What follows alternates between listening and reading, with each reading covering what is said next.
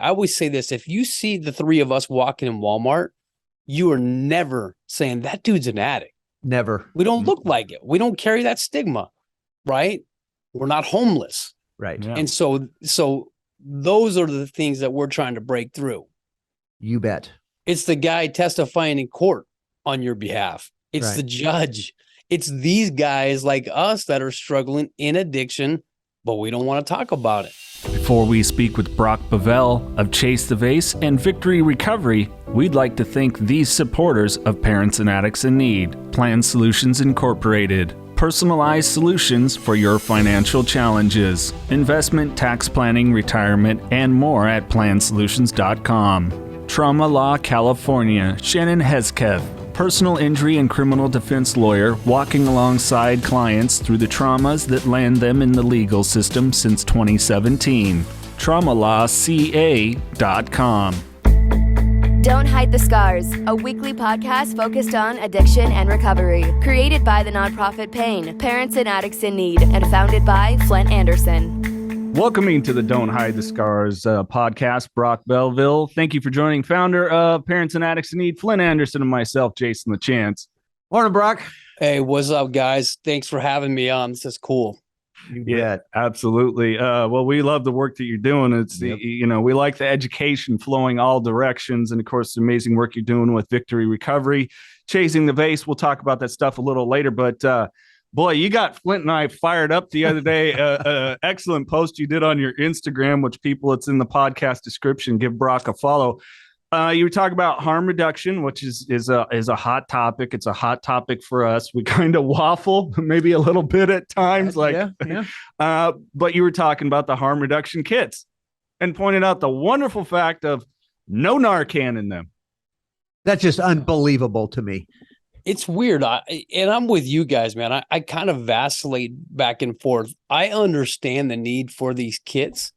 I want to keep people alive as long as possible in hopes that they can get the treatment they need. The problem is there's no push for sobriety. Right. There's no push for abstinence, and there's no Narcan. So when you think about it, it's like that sounds very counterintuitive to me. It is. It is extremely counterintuitive. My big thing is, look, harm reduction. Yeah, I waffle back and forth, but the reality is if it's a 60-year-old, right? 60-year-old street guy, or even not a 60-year-old street guy, just a normal guy that's addicted to opiates for some reason. And that person needs to be on methadone or needs to be on Suboxone at that age. I don't have too much of a problem with that. But my big thing is, why are we trying to straddle 25-year-olds to two drugs? Methadone first that's Satan's drug, in my opinion. Why are we trying to straddle people to remain on this stuff for the rest of their life? Because Brock, you and both Jason know you can't go anywhere, you can't do anything, you can't leave the country, nothing without that methadone, or you are totally screwed. I'm with you. My concern is even further through is how much money are we spending on these kits? You think about, it's millions of dollars that the government's paying. And so we're supplying them with these kits. Why aren't we supplying them with education? Yeah. Why aren't we supplying them with recovery? Because Jason, you're a recovering addict yourself, I'm assuming. Yep. Yeah. Okay. So both of us struggle with opioids. There wasn't one day. Okay. All of us. Geez. Yeah. There wasn't one day that we woke up and we're like, hell yeah, man, we want to be addicts today. This is the life. Right. Like all we wanted to do was be free of it.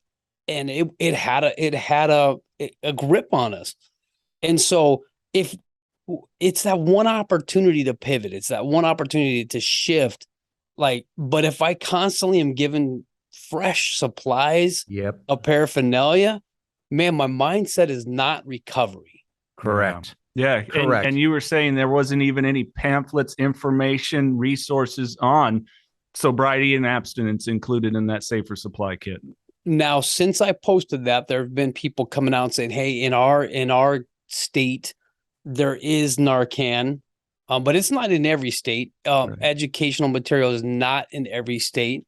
So maybe that's what we got to do. We got to get some alignment somewhere. And my question is, why don't the government ever talk to us? Why don't they talk to recovering addicts?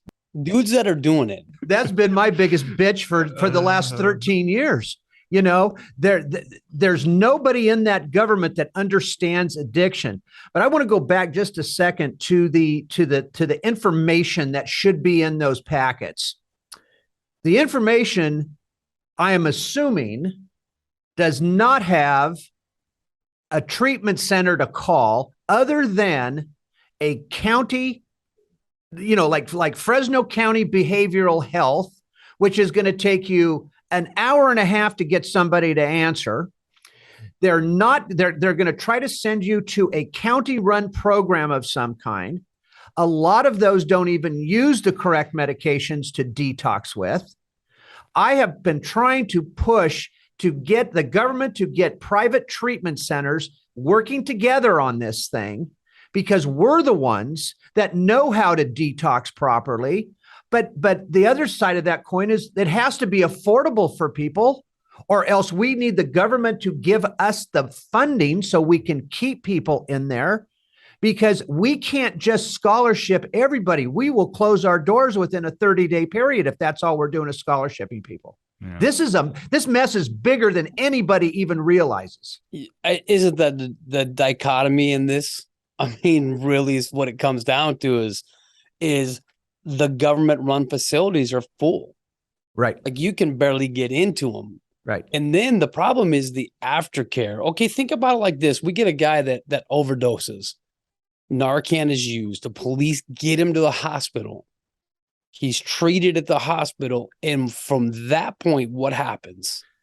Right. Well, what we're doing in Fresno, we do have a program called the Bridge program that we're starting to develop, and us as the treatment center, that when those people get into the hospital and they're discharged, they're immediately going to come to us. Okay, hold on. No, back up. That's what I'm saying. You're filling the gap. But when we're talking about government-owned facilities, they're not bridging the gap. No, they're not. They're not putting them anywhere. They're releasing them to the streets. They're overdosing again, and the cycle continues. Yes. You are correct.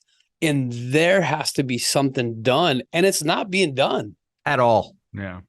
At all. You guys are.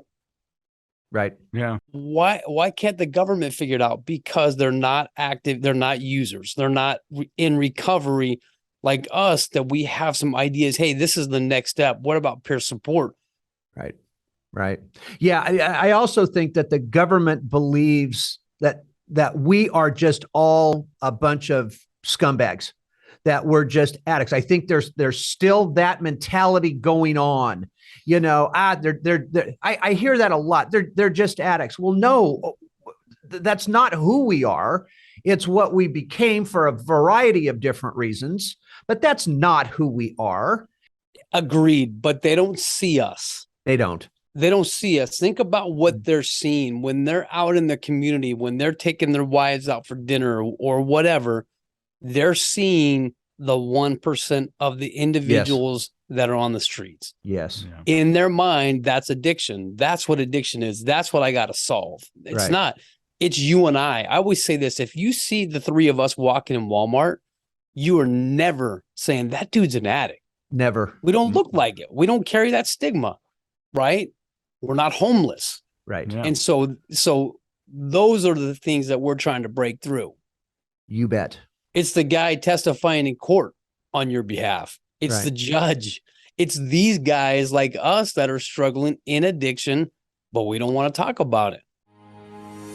New Perceptions North, the premier drug and alcohol treatment and recovery center in Central California. A full continuum of medically supervised, top-quality care with programs for detox, inpatient residential treatment with dual diagnosis, intensive outpatient treatment, sober living, support groups, and more. With 50-plus years of combined experience and sobriety, Flindt, Andersen, and Thelma Gatlin Wilson provide adult men and women with the highest caliber of professional health care, treating each client with compassion and respect, and a safe, comfortable environment. To begin the process of recovery, to proudly create and sustain a life without addiction, call 559-978-1507 or visit newperceptionsnorth.com. But there's been so much in the past of different groups, different organizations that are talking about this, that are showing pictures of kids, that come from decent neighborhoods and come from normal families, so I'm still trying to have a hard time understand why the government isn't seeing this. And the big thing, Brock, and this one I'm just going to blow up on, all right, is why in the fuck, okay, aren't we doing something to China? And why aren't we doing something to Mexico? We're the strongest country in the world, all right? If we want to stop something, we can stop it, right? You're not going to stop everything, of course, but this is a war. It's time to act like it. It's time to do something in that realm, in my opinion, because what China's doing is they're dropping little bombs on us, little bombs that are going to turn into a nuclear weapon at some point. And that's what they are creating. Let's go after these guys somehow, some way. I don't give a shit how we do it, right? Because they don't care about our citizens. They're killing us off one by one. Yeah, no, you're right. It's a death by 1,000 cuts, right? And when we think about it, we know the problem is, it's so political. Yeah. It is. It's political. Why won't we deem it a weapon of mass destruction? Why won't we call cartels terrorists? Because it ups the level. Mm-hmm, it ups the level of what we have to do as a country, right? You think about it. Look what we do to terrorists. We go after them. They're on our watch list. We're not doing that with cartels. No, we're not. We're not after them at all. Do you know that? I might get the number wrong, but I think I'm pretty close. I think there's only 15,000 DEA agents in the United States. Something like to cover the world. Yeah, I don't know about that, but ridiculously low number. I mean ridiculous, because they have so many facets of what they have to do. We don't have enough people to go after the cartels. No, but you think about it. I think the number is 70,000 cars a day get through the border. Yeah. Okay, 70,000 cars a day. So you think about the stops we're making and the seizures that are happening right now. It used to be 300 pills here, 300 pills there. Now it's 1 million.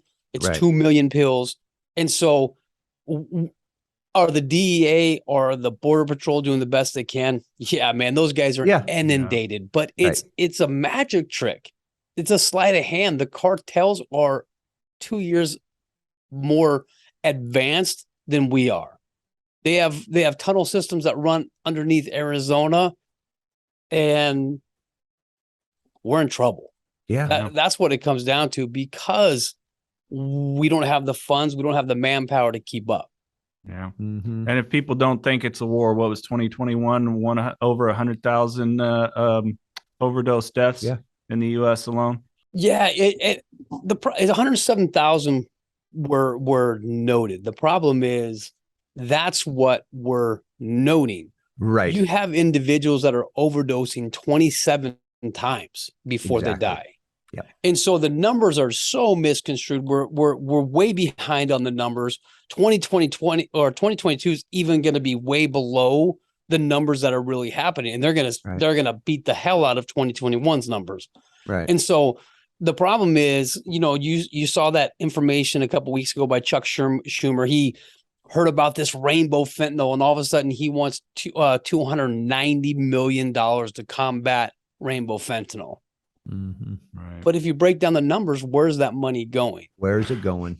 Right. And that's what we chase the money all the time, but we don't do anything proactive to stop, to infiltrate, to educate, to execute. I think about these, like when I worked undercover, okay? When I worked undercover, we worked drugs, and when we found a target, we went after that target. We shut the target down, right? Because we infiltrated what was going on. And as the U.S., we have so many skill sets that we could get to China. We could get into Mexico. We could shut this down. We could attack it. We could have it shut down in weeks. Right. But we're willing. We're collateral damage. Right. Yeah. Right. No, you're absolutely right on the numbers. You know, it's like here's something. A couple of years ago, they did a study with high school seniors, and high school athletes, and 25% admitted to using a narcotic painkiller for non-medical reasons in the past year. Right. And everybody's going, ooh, 25%. I'm going, what about the kids that didn't raise their hand? Yeah. Right.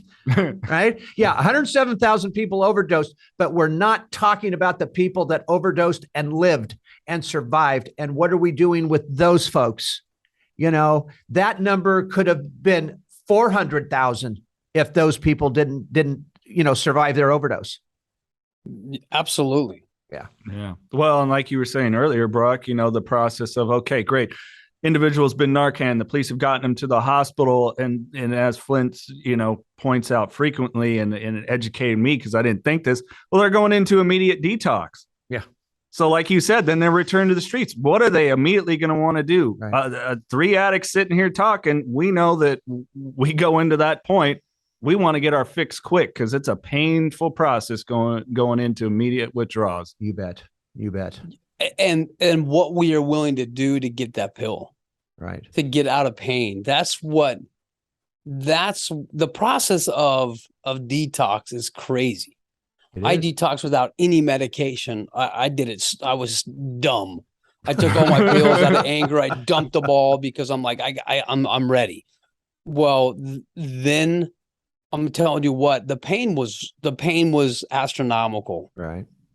The mental pain, the mental thought process was brutal, outrageous. Right. I mean, I thought about killing myself. Yeah. I thought about if I could just escape my bathroom and get one pill. Right. One pill. That's all. And I would have done anything to risk it. Right. And so there's a mental side of addiction too, not even just the physical side that we never talk about. Never. There's a mental side to it. I mean, I can remember so many times, Brock, in the last 2 years of my using, I was taking between 70 and 80 Vicodin every day. And if there were more, I would have taken more. Because again, we all know it builds a tolerance in us, and we have to keep taking it just to feel what we call normal. Right. And you're absolutely correct. I remember sitting on the floor in one of my son's bedrooms, and curled up in the fetal position, can't move. Everything hurts. Your ears hurt, your nose hurts, your butt hurts. Everything is going just 1,000 miles an hour to the point where you almost can't even get up to go get the pill if you found it. Right. And again, trying to explain withdrawal symptoms to anybody that hasn't been through it is almost impossible to do. But there's so many stories and so many young people I know that were taken into the hospital. They were released within 12 hours. And again, right back out the door. I know one kid that pulled the IVs out of his arms and ran out in his hospital gown to get to the dealer one more time. By the way, this was about maybe 8 or 9 years ago, but this kid was a three athlete star, okay, at his high school. This wasn't some shithead on a street corner somewhere. I mean, this is the reality of addiction. And to even take it a step further, nobody understands how long it takes to actually detox somebody properly. And the detox is the easy part. After that, man, you've got, like you said, you've got the mental side, you've got the psychological side, you've got the trigger side, you've got all these things that are coming at you like an avalanche, and you're going, God, I don't know what to do. So 30-day programs, we'll take somebody 30 days all day long, but insurance companies now are actually working towards reducing that time. Our average time for a client now is 23 days. We can't do dick in 23 days.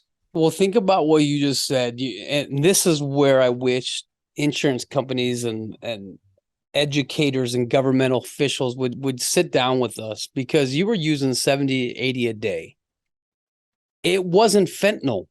It was wasn't. opioids. Right. Okay. Fentanyl is anywhere from 70 to 100 times stronger, depending on where you're at. Correct. Okay. That's the problem. I mean, the fear of detoxing was astronomical. I was so scared. There were times where I was low on pills, and you start getting those withdrawal symptoms, and you're like, oh my gosh. Yeah. Right. I can't go here. But think about today, these kids that are hooked and addicted to fentanyl. If it was there when we were using, we're dead. We're dead. Okay. 70 to 80 a day. These kids, I mean, I don't know what you guys are what you're charging over there, but it's like $2.50 in Arizona a pill in some areas. That's ridiculous. You were paying what, $1 a milligram, so you're getting so you understand. The problem is 30 days to get off fentanyl is outlandish. Right. I mean, it just can't happen. Right. Because you're not working on just getting the fentanyl out of the system. It takes 15 days to feel right. Right. And now you're telling me I got 15 days to help restructure this young man or young woman. It's impossible. It's impossible. So it takes time. It takes time. The restructuring of the brain. Thank you. Yeah. And I can't exactly remember the term, but there is kind of a rebound residual withdrawal symptom. It can happen to people 5-6 months down the road. You know, you might think you have the flu, but it's actually more withdrawal symptoms coming. And so that could be another trigger point for someone. The drug attacks to your receptors. Yep. Right. And a lot of guys, when we take them to the gym, so in our program, we want to get you to the gym as quick as we can. We want to get you moving. We want to get your blood flowing.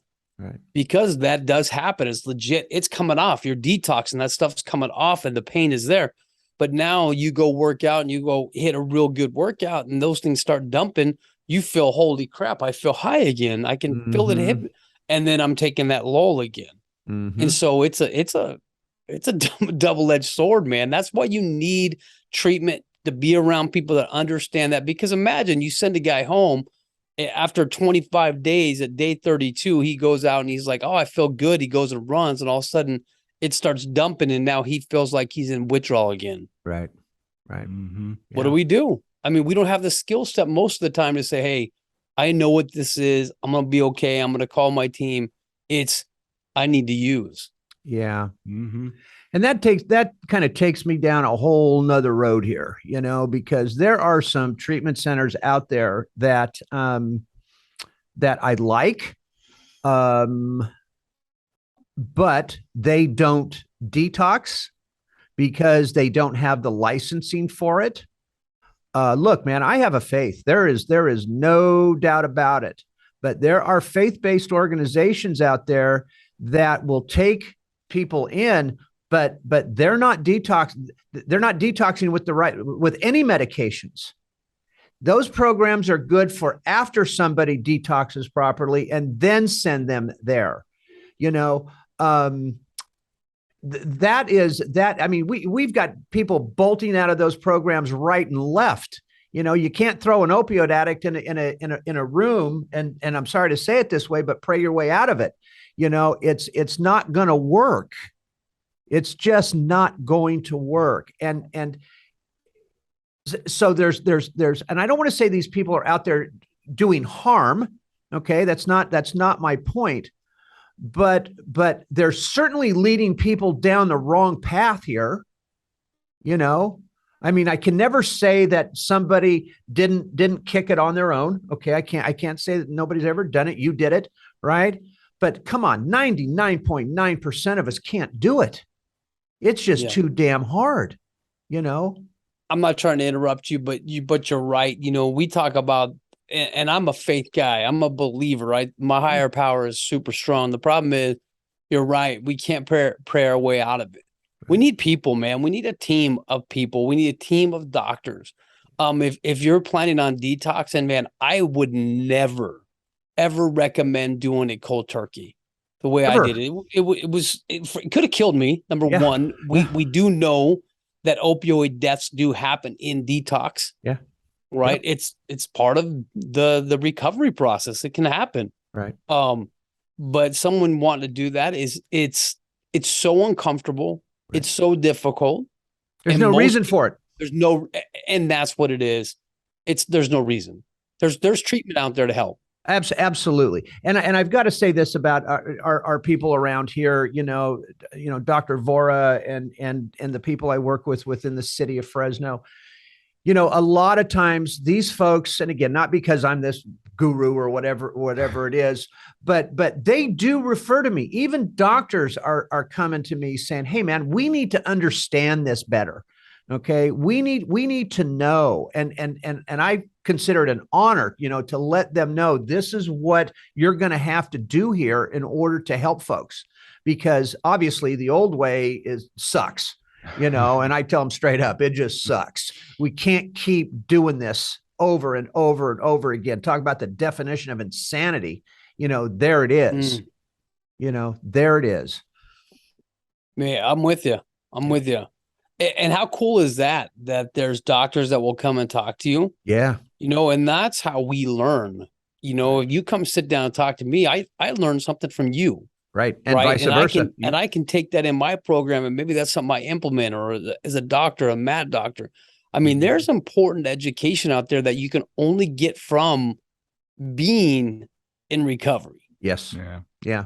And we got to have the ego out of this to save lives. We got to be able to communicate, work together. You're in Arizona, we're in Central California. We've made connections now, Massachusetts, Michigan, Wisconsin, right. LA, all over the place. We've got to keep doing this as a community, as a good resource. It's we get a call from someone, they go, "Man, I need help. Where are you at?" Massachusetts, boom. We got you. We know the good, reliable place that their goal is to get you to live a life, to find a purpose, to answer your why, to go through the process. We got to do it as a team. Absolutely.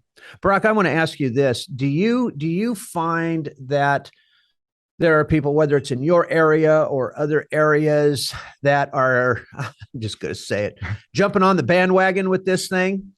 People that could possibly be doing more harm than good, maybe not intentionally, but I don't know.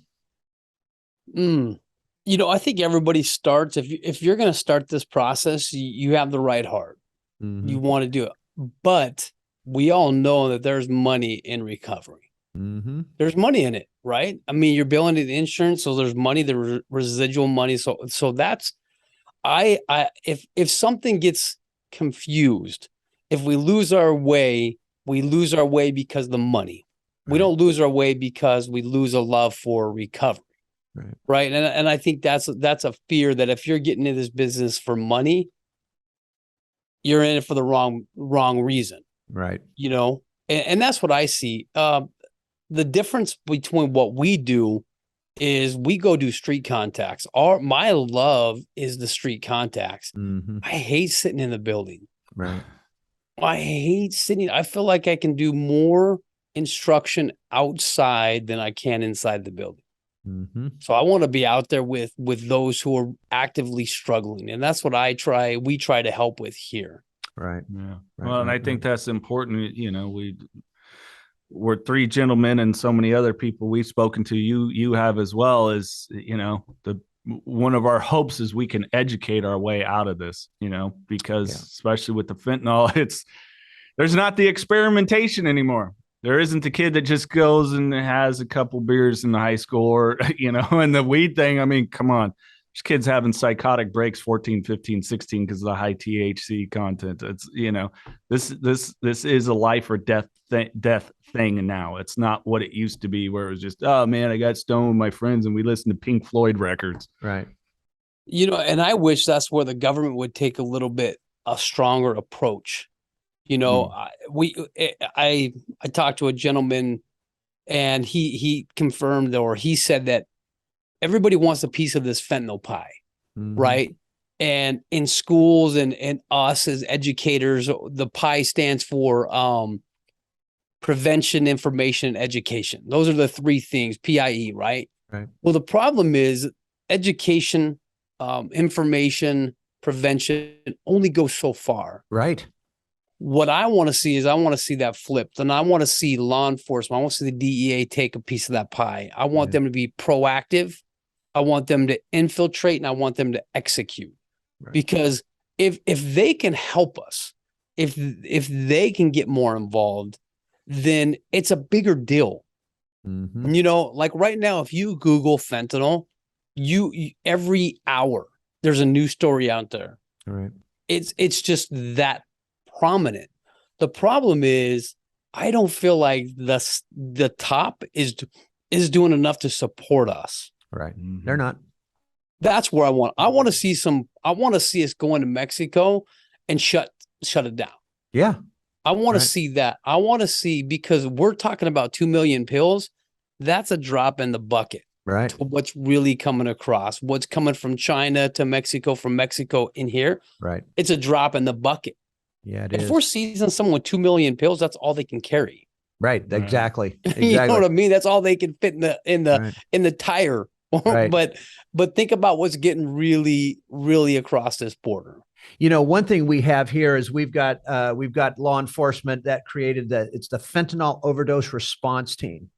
And it's headed up by one of my good friends, and our DA is involved. And I got to tell you, here in Fresno, our district attorney, our law enforcement, they are all over this thing. Okay, they are. In fact, you know, they're going into Massachusetts, they're going into other states and talking about our program here. Other agencies want us to come in and talk about that. So we are doing something here. But again, you know, I've got to leave law enforcement to do what law enforcement does best, right? I need to be here, you know, for the treatment side of it. But I also want to ask you, you know, look, man, and again, I'm not trying to blow my own horn here, but I've been talking about fentanyl ever since I started yelling about Purdue Pharma, okay, back in 2010. You know, we saw fentanyl coming into the East Coast. And you know, if it's coming to the East Coast, eventually it's going to hit the West Coast.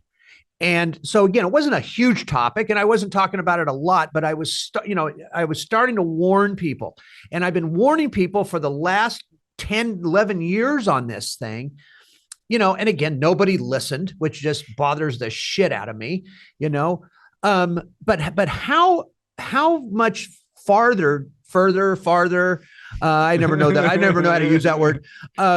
Do we go? I mean, with the awareness piece here, I mean, to me, it seems like, you know, everybody's pretty much aware of this.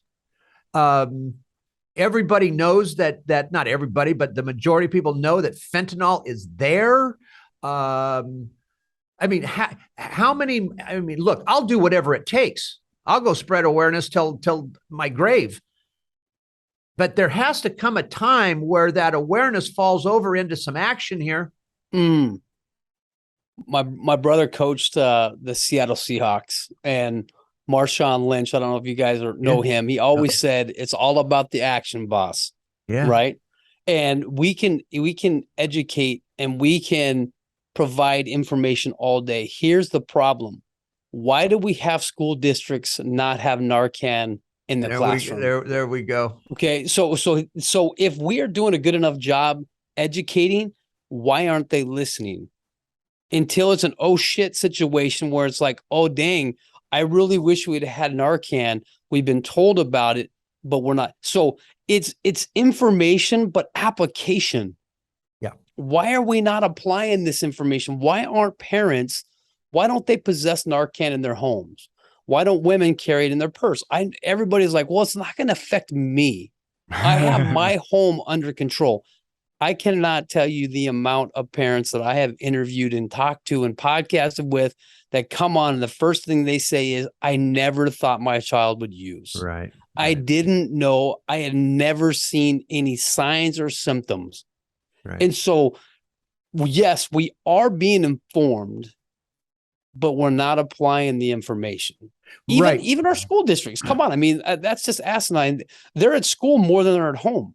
Exactly. So I have to say this, we have done a pretty good job with our school districts here. Now, it's taken, again, 10 years, right, to get these people to wake up. And there's still a couple districts around here that don't have Narcan in the classroom. But Fresno County schools, we have started the program. They're now in certain schools. In fact, I spoke at a high school a couple of days ago with our district attorney and our Fort response team. And that principal over there is totally on board. We have Narcan in their school now, which is fantastic. But every district needs to have it. Yeah. But here's the thing, Brock. And I found this out a while back on districts not wanting Narcan in their schools because their lawyers are telling them that is a possible lawsuit with a parent. And nothing scares a school district more than a lawsuit. You know what? And it's time to go, hey, fuck that. Okay, let's take on the lawsuit if it's going to save a life, because what's a life worth here? Well, I mean, you got a double-edged sword there. What happens if the kid dies and they've been informed and they don't have it, if they don't have Narcan? There you go. So either way, you're a school district, you're covered. You're covered. That's why you have the umbrella coverage from your state. I mean, I understand school districts, right. But it just pisses me off that we are that naive. Yes. And that we are that, hey, it's not going to happen here. Right. That's what the problem is. People like to, my favorite analogy is the great white shark in Jaws, you know? We're going to ignore it till it comes up and personally bites you on the ass. Right. That'll get someone's attention. Wait till a governor. Wait till an assembly member. Wait till a congressman. Wait till someone in their family grandkid dies. We had one of our senators, her son passed away. Mm-hmm. Yeah. And I had her on my podcast and it was phenomenal, but she's pushing it. But if there's not enough votes, right. Why aren't testing strips more available? Why aren't testing strips in these kids? I mean, we can go on all day and talk about this information application, but it's just really frustrating that as much as we're talking about it, that people aren't really taking it seriously. Right. Mm-hmm. We went to Sacramento. This is a few years ago. Two things on that. And Assemblyman Jim Patterson and I proposed two bills. And that was to add 5 years to the jail sentences of drug dealers that were dealing fentanyl or carfentanil. And we were voted down within 20 minutes. Yeah. I mean, it didn't even get out of committee. Okay. But I will have to say, I do have to say this, AB 2365 just got signed by Newsom, which he had a couple Fridays ago. He had till midnight to sign it. We didn't think he was going to sign it. All indications were that he wasn't. And this is for funding for more education and awareness in the state, in Northern California, Central California, and Southern California. And the guy finally signed it.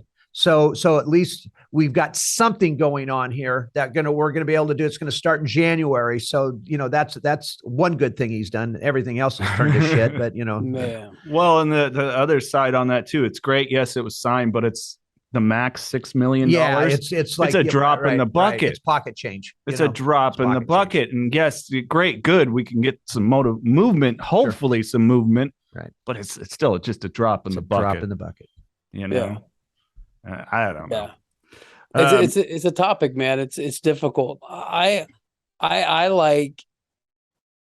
want to see how we can start helping these young men and women that are struggling with it. Mm-hmm. Right.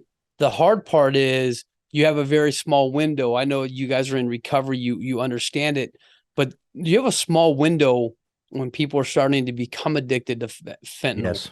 Yeah. And when they're down the road, man, this fentanyl is really, really messing with their brain waves. Right. Right. To where I don't know. I used to do some videos. I'd go to the park and I'd video these guys who are under the influence, and I had to stop. I'm like, man, this is crazy. They're turning into zombies. Right. Yeah. Right. It was just killing me. I'm like, this is hurting my feelings. You know what I mean? I don't want to see this crap anymore on my phone. Right. And so, the problem is we got to be able to, the outreach has got to be huge. Right. We got to get them at the right time to where we can still have we can still offer that help. Because when they're too far deep into fentanyl, man, them coming out of it, slim and none. Yeah. Slim and yes. And I hate to say that, but it's true. Well, there's and again, something I preached for a long time. There's a difference between, well, I've got to change that up a little bit, but there's a difference between dependency and full-blown addiction. And I think that's what you're talking about. It's that small window, you start to become dependent on a drug, right? And there's still that chance that you can possibly get out of this thing. But then there's that imaginary line that we all know that once you cross that thing, man, chances of you coming back, like I said, are slim and none, especially with fentanyl, because it's just so damn potent. Yeah, we all know, or we've seen these guys, 30-year heroin addicts in our community. Yeah. You will not see any 30-year fentanyl addicts. Oh, no, not at all. Different drug, man. Right. Yeah. Different drug. You bet. Yeah. And we've talked about it too. Heroin, that's gone. It's gone. It's gone. I'm not going to find it anymore. 5 years, it's going to be non-existent. Everything's coming out of a lab. Yeah. Why would you take the risk of growing opioids? The plants, too risky. You bet. Yeah. Well, unless we want just our American, armed forces to guard the poppy plants like they did in Afghanistan. There you go. Yeah. Hold on. Another topic. So many topics we could go, man. Those were awesome. Well, and you did a post too that really caught me, and being a parent, granted teenagers now, but this is a stage in which I'm worried, especially when I see any of the same thought patterns and behaviors in my kids that I had at that age. Like, oh shit, we got to lock this down real quick. But you talked about there in Arizona, an infant ingesting fentanyl. Mm-hmm. So people think about that. This is an infant that got a hold of it. And it made me think back when I was a kid, the child-proof cherry-flavored children's Tylenol, I had to go have my stomach pumped because I loved the taste of it. I think I was 5. Yeah. So you think your kids can't get into this stuff. If you're using, you're dealing, whatever the heck it is. Someone in the house is, a teenager bringing it in. Yeah. How old was that infant, Brock? They didn't come out and say. They just called it an infant. But think about the police getting on scene, being savvy enough to see that the baby was in overdose mode, to give that baby that Narcan, to get that baby to the hospital, to get that blood test. That's just, the state of mind that these cops have to be in now. It's like, damn, it's nuts. Yeah. Yeah. I don't know if you remember this, but I want to say, 5 years ago, 6 years ago, there was a story out of Florida, and all the infants being born to heroin moms.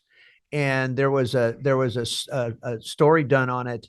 And to watch these infants going through withdrawal symptoms, they had to detox them, and they started with morphine on week-old babies, and to watch these little tiny human beings, shake and cry and scream, while they're in an incubator. It's like, my God, how do we not notice this stuff? It's I don't know. I don't know how we do it half the time, guys. I really don't. If I wasn't clean and sober, I'd go screaming into the night, I think. Yeah. Yeah, I have my moments where I just gotta meditate and go, it's okay to cry about this stuff. I gotta tell them to go take a 30-minute nap every now and then. Got to take care of ourselves, Brock. Have to. You bet. So for you, what in your recovery, what led you to starting Chase the Vase and then subsequently Victory Recovery? Well, when I got out of my recovery, I actually started an inpatient outpatient program that I ran for 6.5 years. And I was missing the mark, to be honest. I'm going to take that ownership. And it was just difficult for me. I didn't feel like I was making a greatest impact. I was missing my avatar, which were guys like me, law enforcement, first responders, veterans. And so I made a shift. I left the mountain and came down and started doing like online coaching, online certification to teach men and women how to heal, how to start working through it. So Chase the Vase started. It's a program that was helping men and women that are first responders or veterans heal from post-traumatic stress and opioid addiction. Love it. Love Yeah. it. So those were my people. And so now I work, I own a counseling center and we take the individual after they've gone to rehab. So if they've detoxed, they've gone to rehab, and now we got to put them back home. Right. And we work with the family dynamic. We work with mom and dad, and we work with the people who are going to be involved in this young man's life or this woman's life to help them reintegrate into society. Mm-hmm. I didn't go to rehab. My partner did. My partner's an ex-NFL quarterback for the Arizona Cardinals, got concussed, started an opioid addiction, turned to heroin addiction. And so he had to do the rehab thing. And his concern always was, man, as soon as I got out, I was out and I had no support team, right? No peer support, no man guiding me. I didn't have anything. And so first year of recovery was rough. Mm-hmm. And so we're trying to bridge that gap. We're trying to help heal that dynamic to where there's chances that lessen the chances of that relapse. Love that. Absolutely love that. Well, we got to have that community. I mean, it's, preach it over and over. It's the opposite addiction, getting that connectivity going. And we got to have it because, we found our quote unquote people in our using. We got to find them in our recovery. We got to have those resources, those interactions. We got to be a part of that. And it's so key on the parent side of it, because we have a Wednesday night tonight. We have Wednesday nights parent meetings that we've had since the inception of the organization. And we run those differently. Al-Anon, I love Al-Anon. I love all those groups, but you can't crosstalk in those things. Well, in ours, we do. Right. I mean, we've been doing that for forever. I'm there every Wednesday night. I can count the number of time on both hands that I've missed in the last 12 years. But I'll tell you what, man, it's hard hitting in there. And I have to say, the parents that have come, and we've had parents come in the entire time with this, they make it a date night. They come. Sometimes their kids are doing good. Sometimes they're not. Maybe they've relapsed. Maybe they've not. Some are totally in sobriety. But man, we get to the point and we hit it hard, because parents need to understand what that addict is capable of doing and not doing in their addiction and in their recovery, early recovery, middle recovery, late recovery, because it's a whole process for us. Okay. It is. We go through stages in recovery, and parents need to understand it, because we all know if you're not an addict, you're not going to fully comprehend what we're going through. Right. Yes. Good. Not going to happen. Yeah. We're actually getting the process started here. We're at the infant stage of getting the parents into a meeting with us. I'll tell you what, I would be more than happy to come to Arizona and help you out, man. I'd love it. I would love it. Hold you on that, Flindt. You hold me to it. I'm not kidding. I lived in Arizona for a year. I've been looking for an excuse to go back. Well, I'll bring his ass with us. Absolutely. Put me in the carry-on. Before we wrap up, Brock, you shared with us how you came up with the name Chasing the Vase. Would you share that? Because I just love. I've told people that I've kind of worked with. They're like, "Well, what about when I get there?" Well, we're going to move the finish line. Yeah. Well, Chasing the Vase came from a story that I was told as a young man. My dad coached college football. In the locker room, a story called Chase the Vase was told. It was about a man who was a veteran, and he'd been injured, and he was put on this test, and the test was called the Blue Vase. And it was there's actually a book and a movie called The Go-Getter that's out there. It's old, so you'll want to rent it. It's kind of fun to watch. But basically what it is this young man is put on this challenge, and every challenge he's issued, he overcomes it. And finally they're like, why do you keep biting through this? And he said, I was taught that when there was something difficult, that my response would be, it will be done and I will do it.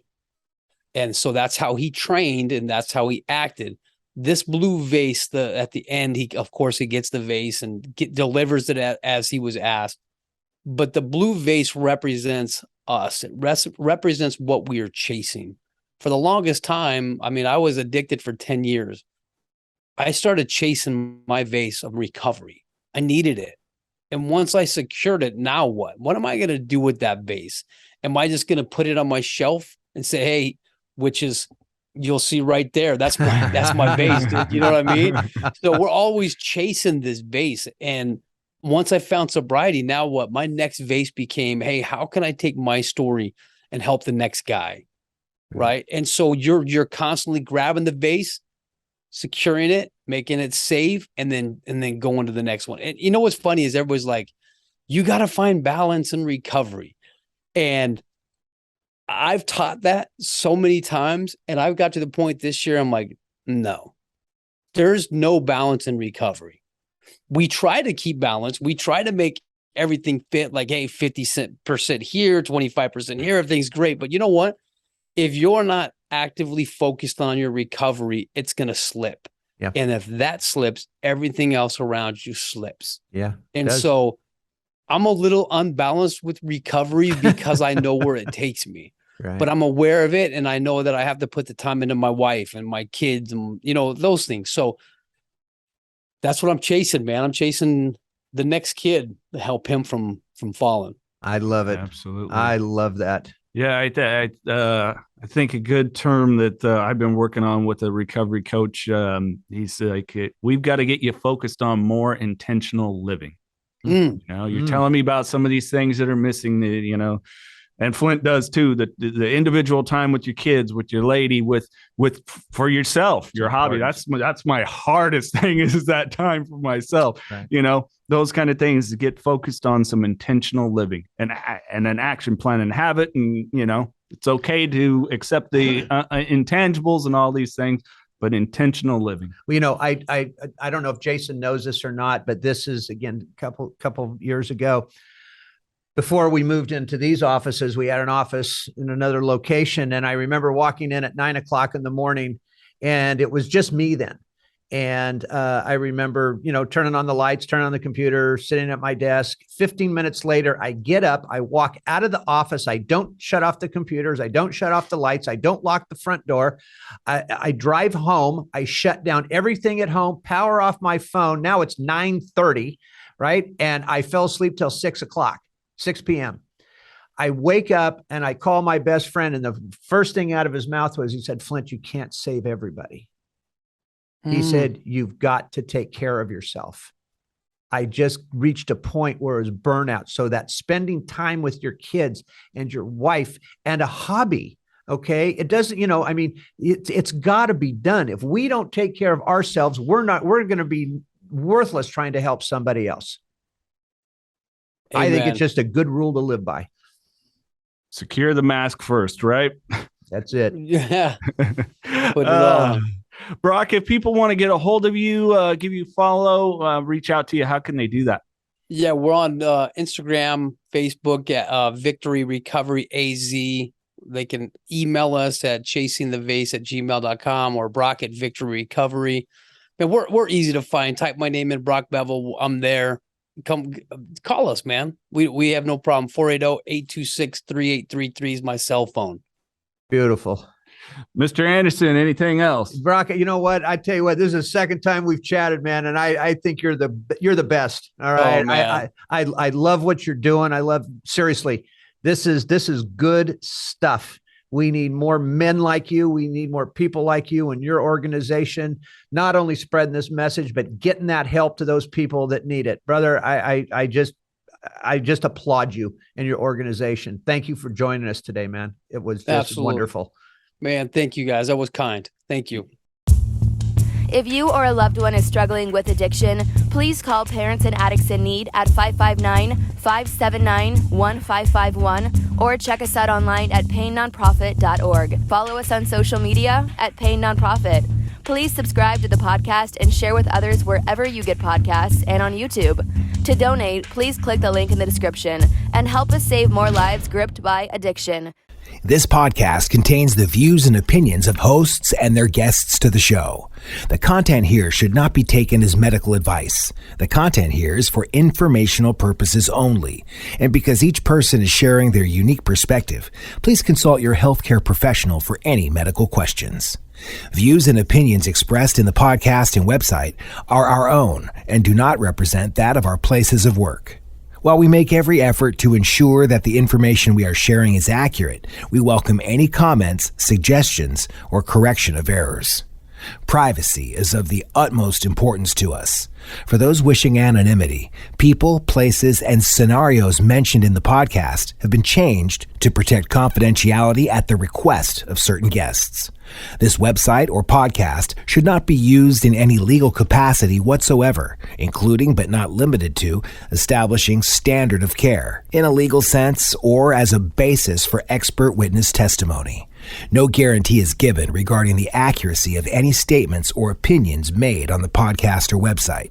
In no way does listening, reading, emailing, or interacting on social media with our content establish a doctor-patient relationship. If you find any errors in any of the content of this podcast or blogs, please send a message through the contact page.